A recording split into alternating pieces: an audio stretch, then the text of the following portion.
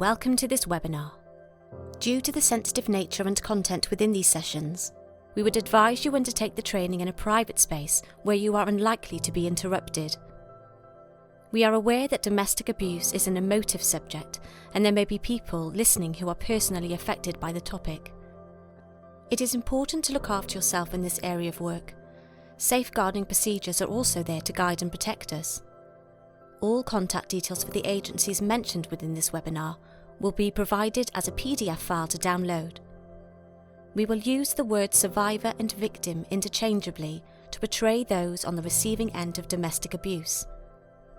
As a member of the Callan DVS team, I'm going to share our experiences and the realities of working with women, men and their children who experience domestic abuse in Wales.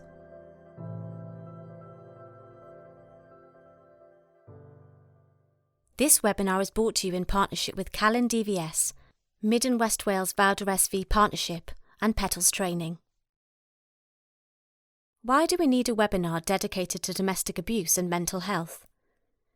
It is now generally recognised from the various research that experiencing domestic violence and abuse is associated with both substance misuse and mental health problems, including anxiety and depression and PTSD. The relationship between domestic violence and mental health is complex and bidirectional.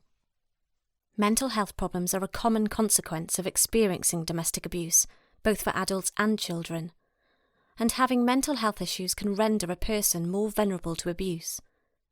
It is therefore perhaps unsurprising that a significant proportion of people accessing mental health services have experienced abuse.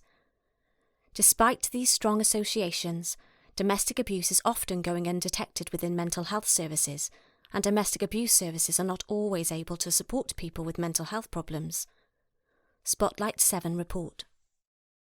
General statistics.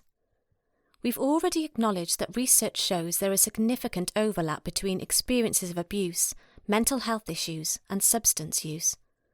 Between 60 to 70% of women using mental health services have a lifetime experience of domestic abuse. We already knew that 2 women a week were killed by their current or former partners. This figure increased to 16 in the first 3 weeks of lockdown.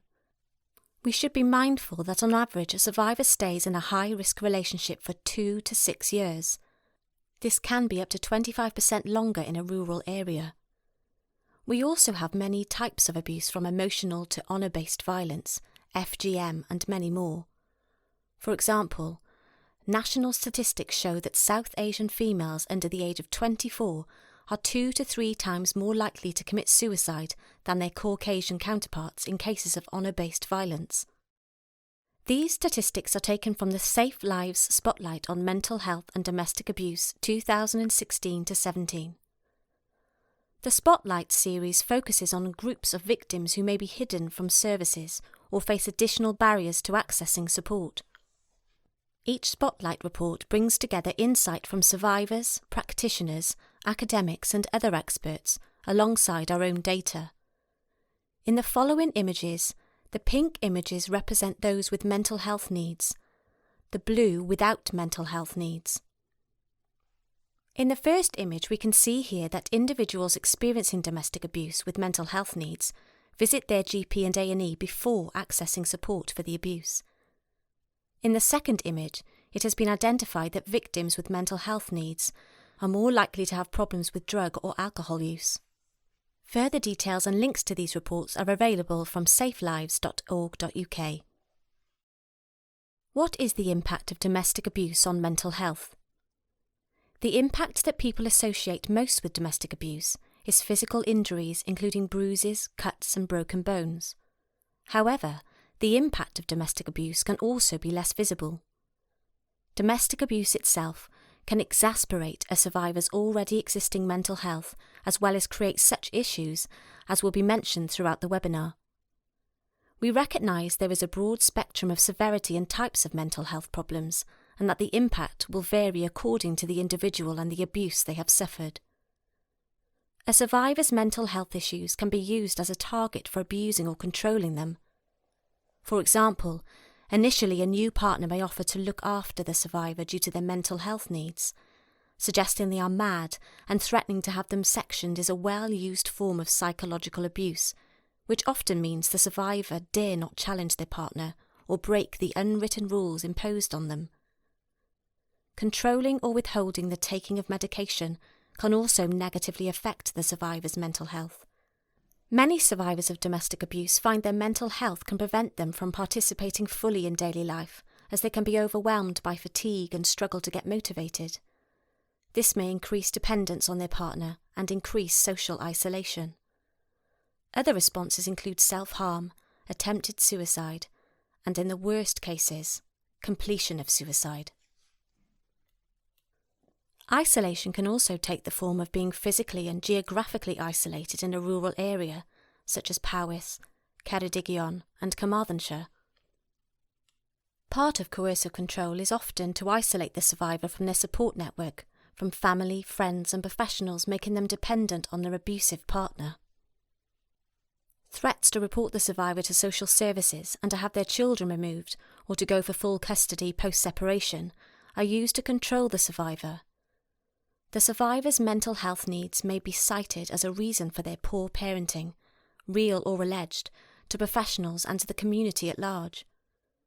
The undermining of the survivor's parenting, both during the relationship and after separation, can damage their ability to discipline and support their children effectively. Ultimately, a survivor may lose their children via the care system or family courts.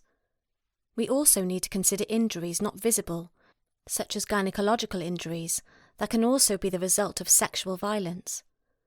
Unwanted pregnancies, forced terminations, miscarriage and sexually transmitted infections can all be potential consequences of rape. What is the impact of mental health on perpetrator behaviour?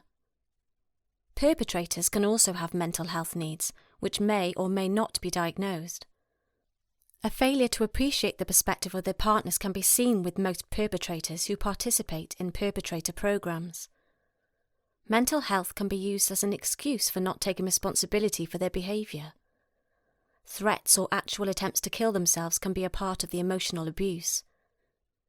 In some cases, such as those with personality disorders, an ability to successfully manage emotions and or form stable, intimate relationships can be an issue.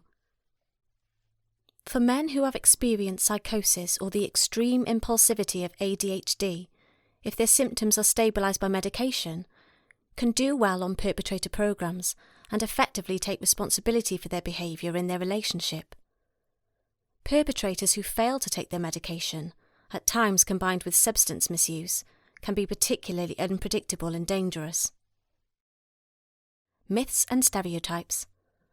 Let's dispel some common myths, many of which are perpetrated by the media.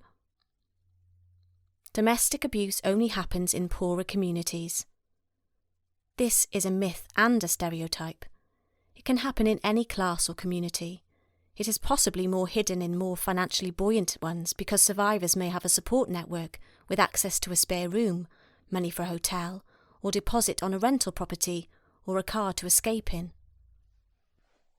Most acts of sexual assault and rape are committed by strangers. This is a common myth and stereotype perpetrated by the media. According to the Crime Survey of England and Wales ending March 2017, only 13% of female victims reported the offender as a stranger. 13%. In 45% of reports, the offender was a partner or ex-partner, with 38% being someone who was known to them other than as a partner or family member. Children who are not in the same room as the perpetrator are not affected by domestic abuse in the home. Myth and stereotype. Children overhearing or witnessing abuse by being in the same property constitutes a safeguarding issue, and it can have a long-term effect on their development. How do we know that someone may be experiencing domestic abuse? We can learn to recognise many signs and symptoms which may help us identify someone who is experiencing domestic abuse. The following is not an exhaustive list, but reveals some of the signs we may see, although they may be also indications of other issues. These are not in any order of importance, but merely offer a snapshot. We may, for example, identify changes in behaviour, which may include becoming less confident, suffering mood swings, depression, anxiety, tearful, numb, aggressive or angry outbursts, and increased drinking and substance misuse. Many will experience issues with housing, finances, and their ability to cope on a day-to-day basis, including at work. We could perhaps be mindful of changes in appearance, inappropriate clothing for the weather. For example, long sleeves on a hot day may be an attempt to cover up bruises or other injuries. Another indicator may be if a partner always accompanies them to an appointment, or your client appears on edge, clock watching, and or is nervous if they get a text or call and feel the need to respond or answer immediately. A survivor's personal characteristics, e.g. religion, disability, culture, gender identity, sexual orientation, etc., may be also targeted by the perpetrator. For example, the survivor has limited mobility due to having a physical disability. The perpetrator may remove mobility devices that enable independence. Many survivors of domestic abuse may experience PTSD, experiencing flashbacks, nightmares, and becoming hypervigilant. Eating and other disorders like obsessive-compulsive disorder, OCD, can be ways of helping the survivor to feel they have some control over the situation, but could also be a sign. Persistent psychological abuse and coercive and controlling behaviour can lead to poor self-image, low self-esteem and confidence. In the next 2 slides, we'll look at some of the do's and don'ts. Full details are held in the PDF supporting this webinar. Do be mindful of safeguarding and your duty to report. Do check if it is safe to talk if on the phone. Do use active listening. Do ask open questions. Closed questions may encourage the survivor to give you the answer they think you want or expect. Don'ts. Do not minimise their experiences. Do not be overly emotional or intrusive, as you may scare the person and hinder any disclosure. Do not remain silent if you have suspicion or concerns. Silence is not neutral. Do not act without the survivor's knowledge, and preferably do not act without obtaining consent, although be aware of GDPR, General Data Protection Regulations, and the right to override consent. What are the challenges facing survivors? It is important when considering the potential challenges to remember that a survivor's ethnicity, culture, gender, age, sexual orientation, ability and/or class may affect how and when they seek help and the type of support they need. For example, there may be a lack of awareness by the survivor that they are being abused, particularly if it is not physical abuse. Coercive and controlling behaviour is still not widely understood or recognised as a crime. The survivor may likely feel a mixture of shame, guilt, and a belief that they are the cause of and are responsible for the abuse. They will have learned to cope over time by minimisation, denial, and normalisation of the abuse. The survivor may well still have feelings for their partner and hope that they will change. Promises are often made that the perpetrator will get support around their substance abuse, get a job, be a better father, and so on. They may have a fear of post-separation violence. A woman is at the greatest risk in the first 2 to 3 months of leaving. We also need to acknowledge the geographic difficulties. For example, Mid and West Wales is largely rural with small market towns, villages, and isolated farms and dwellings scattered throughout. Rurality poses extra challenges for survivors and their children. Close-knit communities make it harder to report abuse to the police due to fears of everyone knowing what's happening and not knowing who to trust. This underreporting has a knock-on effect on the funding for domestic abuse services. As a result, services are often fewer and less easy to access. Professionals in support services may also be known to the survivors. Distances make accessing services more difficult, or it may take emergency services longer to respond to 999 calls. Public transport is slow and timetables make it difficult to access services safely. Perpetrators will often recruit the community to their cause, sometimes using the survivor's mental health as a reason for their behaviour. This can isolate and control the survivor further, even post-separation. Wi-Fi and mobile network coverage is poor and unreliable. Survivors are often vital for the effective running of family farms and businesses. If they leave, they are often criticised by family members and the community for trying to split up the farm as part of a divorce settlement. Barriers to accessing support. The survivor may not know what services they can access and have a lack of opportunity. Some survivors may become socially isolated, either due to their interactions with others being monitored, forbidden, or through self-isolation. Non-engagement with services can also be a consequence of this restriction on any interactions outside the home. They may be constantly monitored by their partner, either by not being allowed out alone, expected to give their phone for the policing of communications, or subject to electronic tracking. Lockdowns have made accessing support nigh on impossible for many survivors. Many survivors do not have access to money. Controlling of finances is a common form of abuse that further reduces the survivor's means to escape. Fear can be a massive barrier.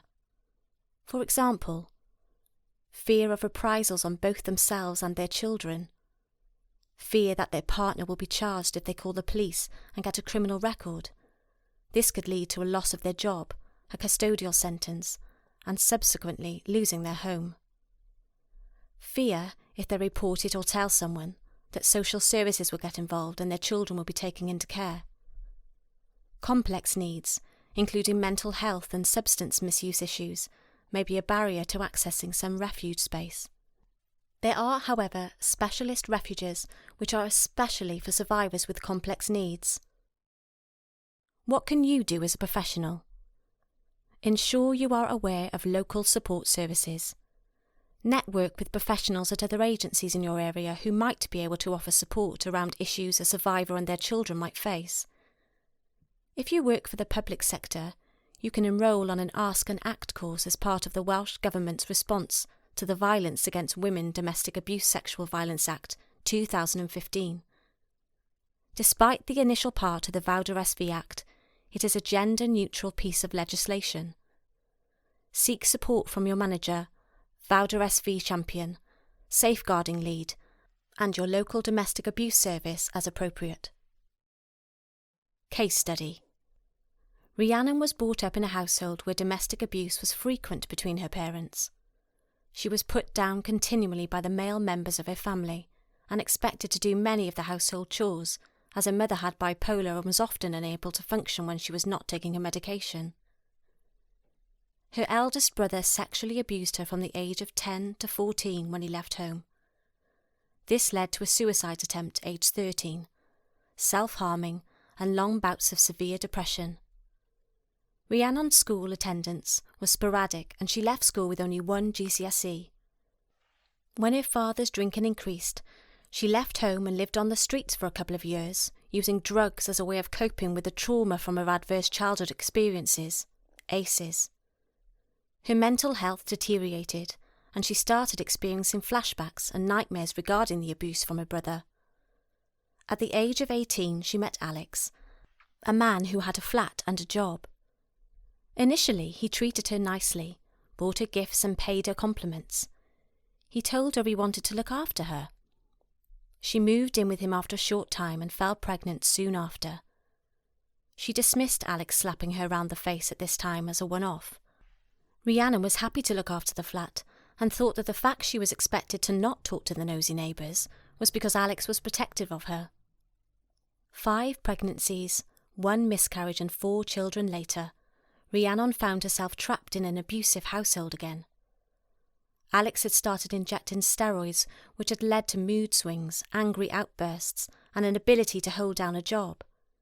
He had gradually become physically and sexually abusive towards Rhiannon, which reinforced his coercive and controlling behaviour. She also started using substances as a coping strategy which, combined with the abuse, affected her ability to parent effectively. All this had a negative effect on her mental health. Alex left Rhiannon and their children when the latter were in their teens.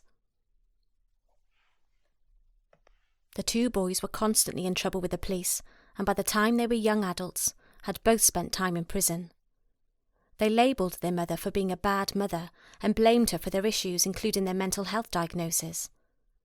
Rhiannon's guilt meant she found it difficult to say no to them when they asked for money for drugs or lifts. At one time or another, they both physically assaulted her. Rhiannon eventually sought help after one of her sons injured her and came into one of Callan's refuges. She moved out into a council flat. The council has made it a stipulation that her sons cannot stay overnight with her after calls by neighbours to the police regarding their antisocial behaviour. This has allowed Rhiannon to take control and set boundaries. She's got herself a part-time job, which is a reason to leave the house and helps pay her bills. She has successfully completed the Freedom programme and is on the waiting list for the Recovery Toolkit. With support to regularly access GP services, Rhiannon's mental health has stabilised. During lockdown, she has been having regular phone support from Mind. She is on the waiting list for EMDR for her now diagnosed PTSD. Her mental health needs still exist, but are more manageable for her. She now has strategies to deal with them, although she is currently not sleeping well. The next 2 slides contain details of some of the agencies we work closely with.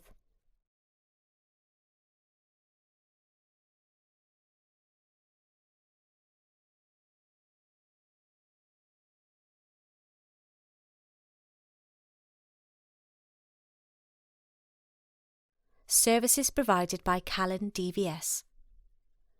Callan provides a wide range of services throughout the region, including support information and guidance for male and female victims on both the phone and face-to-face, in the community and in our refuges. Support is tailored to the individual's needs. Crisis intervention is available in the form of risk assessment and safety planning, as well as assistance with emergency accommodation, refuge. Unfortunately, we currently only have refuges for women and their children, but Montgomery Crisis Centre in North Powys have a refuge for men and their children. We have a specialist children and young people service and have funding from the Welsh Government to roll out the R-Track project. We offer many courses to our clients, including the Freedom programme and the Recovery Toolkit, the ACES Recovery Toolkit and the Inspiring Families programme. For male victims, we offer the Domestic Violence Perpetrator programme and the Compass Victim Toolkit. We offer bespoke training and awareness raising, as well as offering development opportunities such as placements and shadowing. Contact details for Callan.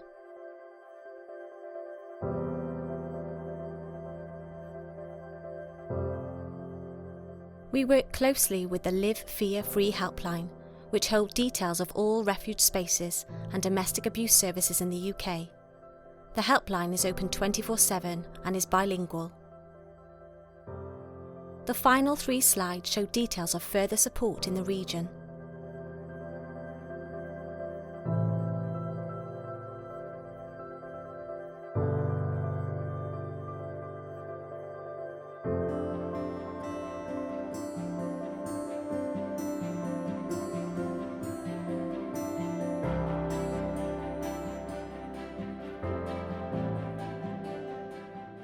We need to identify and stop harmful behaviours as soon as they do occur and use emerging evidence and practice to increase and improve the responses that challenge harmful behaviour. Safe lives. To deliver long-term sustainable change and reduce the number of victims, we must challenge perpetrators to stop. For support services for those displaying the behaviours and wanting to change, can contact 3 local services and a UK charity for support and advice. Threshold, Callan, Montgomeryshire Family Crisis Centre and Respect UK-wide.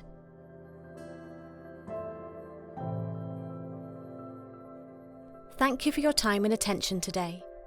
Contact details for all agencies within this presentation can be found within the PDF document attached.